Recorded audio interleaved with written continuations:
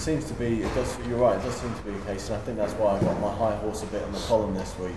It's a good column. I think for every night where you have a Froch night, you know, where you have Carl Froch, Lucien Boutte, where it's such a marvellous night, you have that one great night, and then you have maybe 4 or 5 that do the complete opposite of boxing, which is very hard for the sport, the business, the industry, and the fighters to really make progress. You know, in terms of appealing to more people. Yeah, I think that, I mean, for me as well. I mean, I've people know that, you know, from as long as I can remember, I've sat there and I've loved that sport. And as I've got older, I just want more and more people to fall in love with that sport as well. But recently, in recent years, I've got a little bit nervous about saying to people, yeah, watch this fight, because you just don't know what's going to happen. And there's been times where they've been like, well, why has he won? Why has he won? Why has this happened? I can't justify it. It's the problems with the sport, but I think are they going to go away? I'd like to think with Quigg and Monroe, that's a fight that I should be telling people about, you know, on Facebook, on Twitter. You know, people I don't know, I should say, you know, hang on, if you're not a hardcore boxing fan, you don't know about this fight in Manchester. It could be a really good fight. Yeah, definitely. So okay, just moving on to the magazine, we've got in this week we've got a full report ringside from Daniel Herbert, who also was at the Kelly Pavitt fight the night before. And we've got an interesting column from Joel Diaz, who's Timothy Bradley's trainer. It sort of shows you a bit about the other side of what happened in Las Vegas. I mean, what did you make of Joel Diaz and his comments? Yeah, it's really a really interesting column. Particularly, I think that column was submitted a day or so after the fight, and when all the fallout was really getting out of control, and to kind of get into his head a little bit. I think it's fascinating. It's fascinating. I mean, you'd have to. This is the column here, and I mean, Joel's discussing in the column the fallout and the scoring and everything else, and how it's felt like being on Team Bradley, which is really, you know, it's not a perspective people are seeing. You know, people are picking up the victims, in, you know, in inverted commas, the victims of this. You know, it's Pacquiao. So to be on that side of the fence and be the one that's where you're trying to where people are trying to almost take the glory from you. And obviously what's very interesting about this, people aren't labouring this point. Bradley has seriously damaged 2 ankles. You know, it looks like he's fractured an ankle. And it looks like that could have happened in the second round. I mean, if that's the case, you know, credit to the guy, not just for doing what he did throughout the rest of the fight, but for just fighting on period.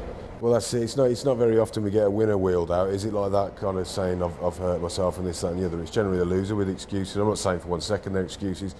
Bradley's performance, if that is the case, and it does seem to be genuine, was admirable. Yeah, I mean, when you weigh in that, he sort of got on his bike a bit more in the last third of the fight, which arguably won him the contest. He's sort of showing some better movement and moving a lot better. Maybe he had that, maybe he just went through the wall, went through the pain barrier. And then obviously, you know, Joel says in his column about how he collapsed in the dressing room. Maybe that was the last big push, and then, you know, after that, you know, the pain really kicked in. Okay, and then we've got there's another report, actually, it's a little bit under the radar because it wasn't on TV. The Dave Caldwell show really delivered the goods. I mean, you've got promoters who aren't on TV in this country yet, or certainly on mainstream TV channels. It's not fair because Spencer Fearon's got his shows on Premier Sports. But, you know, guys like David Caldwell and Spencer Fearon are putting on some cracking shows at the moment, aren't they? Yeah, they're 2 real young promoters coming through, and they've both, I think, really, they've both got their fighters' interests at heart, and they've got the sport.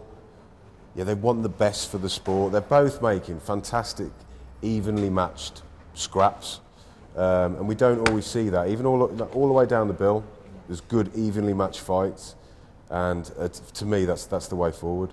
And they're provoking a different kind of atmosphere, aren't they? I know Spencer has his attractions on his shows, like Troy and Christian Cage and stuff, but I think the matches that they promote are sort of a little bit grittier, aren't they? There's something a little bit almost down and dirty about their shows, but, you know, it really appeals to purists who want 50-50 definitely, fights, but also to casual fans who want to go to a fight and not know who's going to win. Well, that's it, and I touched on it earlier when we've got these big fights that are on the television. I'm not sure whether to recommend them to my friends. Definitely, if somebody wanted to come along to a fight for the first time, I'd take them along to a Spencer Fearon show or a David Caldwell show without even thinking, and I'd be almost certain that they'd have a good night and they'd get a good advertisement for the sport there.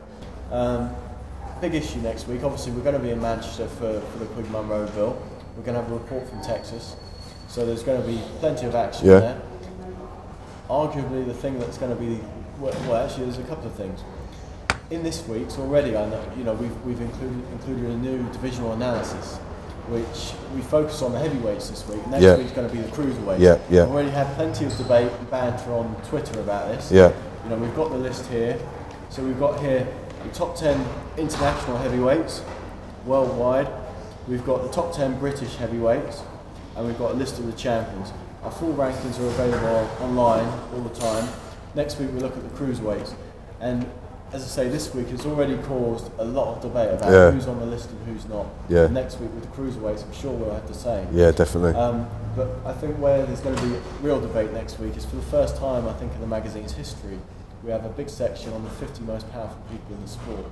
I mean, we've all helped put that together. Yeah, yeah. We've all swapped emails with some fairly important people in the sport to get this Yeah. stuff going. And it's going to be a very, very important topic, you know, because when you look at the power balances in boxing at the moment, with TV networks, with everything else, it's really important to see who are the people making the decisions in boxing today. Yeah, exactly, and who can be held responsible for some of these decisions in boxing today as well. And it's difficult to put it together and to get, you know, how do you separate certain guys? Why is, you know, one guy who's in charge of a TV company so much further ahead than someone who's a really, really big fighter, an all-time great fighter? It's really interesting read. Yeah, I mean, I think, you know, it's one of those things that doesn't come along too often in boxing, where you get a power list. I think you get the rich list in the Sunday Times and different things like that. But in terms of boxing, in terms of our industry, it's amazing actually how much of it is shaped by TV. Because I think something like, I think there's about 10 or 15 people in the top 50 who are TV executives. Yeah, definitely. Yeah, certainly in the last 20 years, 30 years even, the importance of TV has really taken over anything else in the sport. If you take out some individuals, just looking at the list that we've got on the whole, who do you think is most important or who do you think has the most power in boxing? Do you think it's the TV executives, promoters, or fighters? And you can't look at it case by case. I'm talking about a general thing. Who's got the most sway in the sport, in our sport? It's a really difficult question. It's a really difficult question. Ultimately, you would hope it would be the fighters. If a fighter wanted to fight someone and they were both in agreement, you'd hope they would sort that out. However, history has told us that's not always the case. I would like to see that the governing bodies, their importance is slipping a little bit. I think if we've got some good guys at the head of these major television channels, then perhaps that's not such a bad thing if they're making the fights everybody wants to see. And it would be in their interest to make the fights everybody wants to see, because that's when people are going to watch. Ultimately, I think it comes down to the fighters. It would be lovely if the fighters did have more sway. Yeah, definitely. I remember when Golden Boy came along, you know, they were the fighters run by the fighters. Hasn't really worked out like that, because when you look at the list of the most powerful people, it's the business people behind Golden Boy and so forth. Yeah.